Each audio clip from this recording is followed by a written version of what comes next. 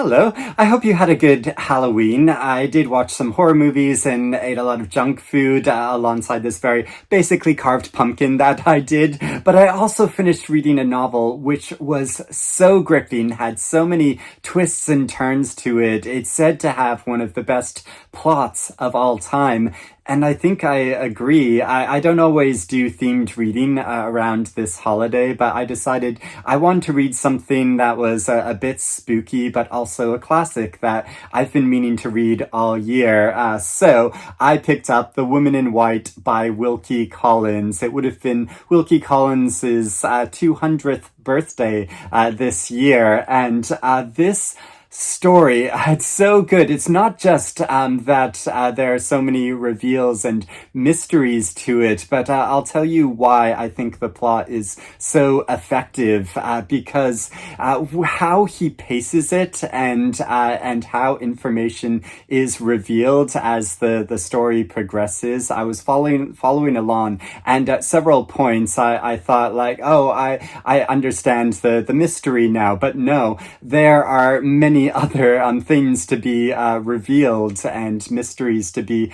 uncovered, and some of them I anticipated and others I didn't. So I found it so consistently engaging. It is quite a long novel, so I've been reading it all week long, but I have found it quite hard to put down because I was frequently surprised, but also kind of suspected, oh, I think I know what's going on here, but not in other places. And it starts out with this fantastic premise where a man is on the streets at night, and he sees a woman dressed all in white and who has just escaped from a lunatic asylum. And so there's a whole mystery surrounding her, but then also many other mysteries which are eventually revealed. And so it works in this way as a kind of sensation novel, in that there is a lot of melodrama to this story, and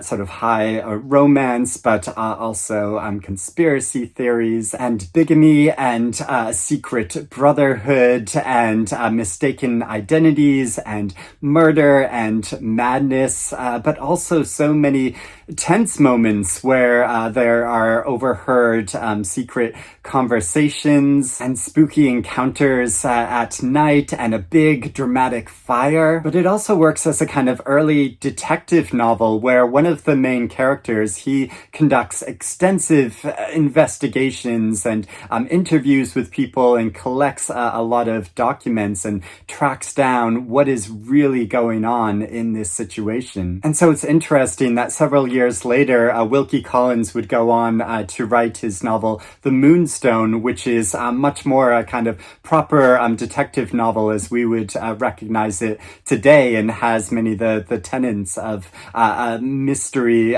detective story. And I think it was so clever how Wilkie Collins gripped the reader like this, and I can just imagine when these novels were first coming out and being published in serialized form. I mean, if I was a reader following along with them, I would be really caught up in it and want to know what happened next. But also what I think makes this novel work so well are the characters who are so engaging, and some of them are quite complex and compelling. And so we get a number of different accounts in this book and see a number of different characters, perspectives, some of them as they are giving testimonies or writing letters to help solve some of the mysteries at the center of this book. And there are some characters who are, mostly just like good, fairly like benign characters. There are some that are quite much more like villainous. But I think some of my favorite characters in this book, who I find very funny and so compelling, are the ones that are entirely self-interested in. And so there's a character named Frederick Fairley, who is a hypochondriac, and he's so delicate. Anytime anyone speaks to him, he's like, oh, why are you bothering me? And if they make any sort of like loud sound, he gets very upset, and he's like, oh, you're disturbing my high health, and he's so precious in this way, but also just really doesn't want to have anything to do with other people. All he really cares about are his prints and his watercolor drawings and his collection of coins, and so he's meticulously like caring for all of these things, and frequently being disturbed by people around him, and so he's this kind of wealthy figure that's uncle to one of the main characters, and he enters into the story a number of different times, and every time that he's there, I just found him so funny. But also there's another really great funny character named Count Fosco, who's a rotund Italian, who's very eccentric. He likes to keep pets of birds and mice. He's very attached to his mice, but he's also very jovial and charming in a lot of ways, but also very suspicious. And we know right from the start when we meet him, not to trust him all that much. And there's also another great character that I love to hate, called Mrs. Catherick, who is just a very like ill-tempered individual, and doesn't want to be bothered, and is very selfish in her demeanor. And she has this great line at one point that made me laugh a lot, where she says, "My hour for tea is 5:30, and my buttered toast waits for nobody."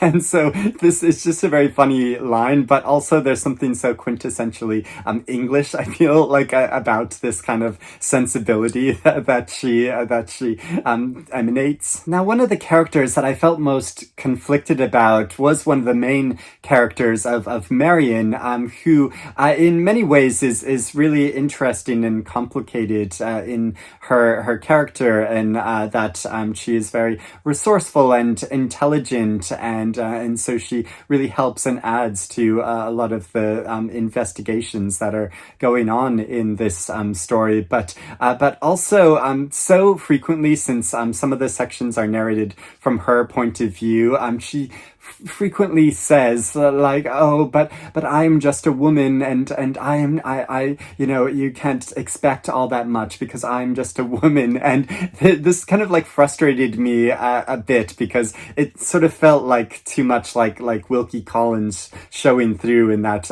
he was like impersonating his like version of a woman, even though she, like I said, she is a very resourceful individual, and shows how she sort of triumphs in a lot of different situations. So she is like an interesting, complicated character, but there's almost this like too much like self-consciousness about her womanhood, I feel. And of course, I mean, Wilkie Collins is trying to point out, and that the situations in Victorian times for women was very difficult, and the opportunities for women were very limited. And of course, I understand that and know that, but there was just something about her character that kind of felt a bit off to me sometimes. And of course, one of the main themes of the novel is how women were treated at this time, especially wives and women with estate and